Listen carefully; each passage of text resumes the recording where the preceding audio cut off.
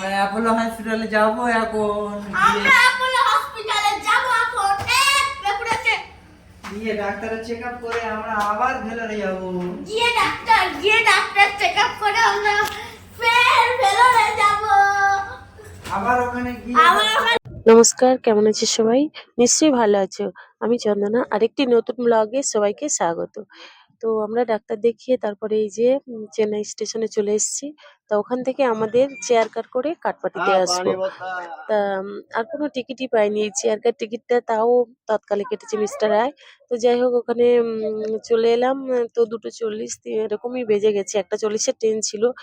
বেরোনোর সময় হোটেল থেকে সেদ্ধ ভাত করে খেয়ে বেরিয়ে এসেছি, খুব খিদে পেয়ে গেছিল। এর এই দেখো 2 পিস করে ফ্রুট দিয়েছে, তরমুজ, পাইনাপেল, গোভা দিয়েছে, 50 টাকা নিয়েছে। আমি এই চকলেট কিনে খাচ্ছিলাম। তো পৌঁছে গেছি আমাদের কাটপাটি স্টেশনে। মিস্টার রায় ডবল ডবল টিকিট কেটে রেখেছিল। এটা ছিল শনিবার, রবিবারে আমরা বেরিয়ে আসবো, আর বুধবারের টিকিটটাও ছিল।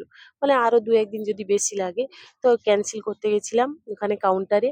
তা টিকিট ক্যান্সেল করার পর তারপরে আমরা অটোতে করে চেপে চলে আসছি। মিস্টার রায়ের মনটা এতটাই ভালো যে এত জার্নি করেছে, মানে এনার্জি লস নেই।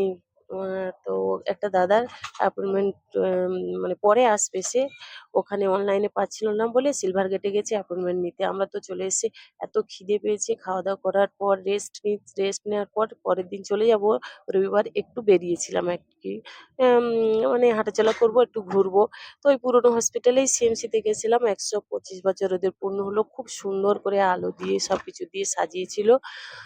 তো যাই হোক ওখান থেকে তো অনেকক্ষণ বসেছিলাম আমরা। বসে খানিকটা ঘোরাফেরা করার পর ওদের যেখানে প্রার্থনা হচ্ছিল ওখানেও একটু বসেছিলাম। তারপর বাড়ি চলে এসেছি। তো দেখতে থাকো নেক্সট ভিডিও।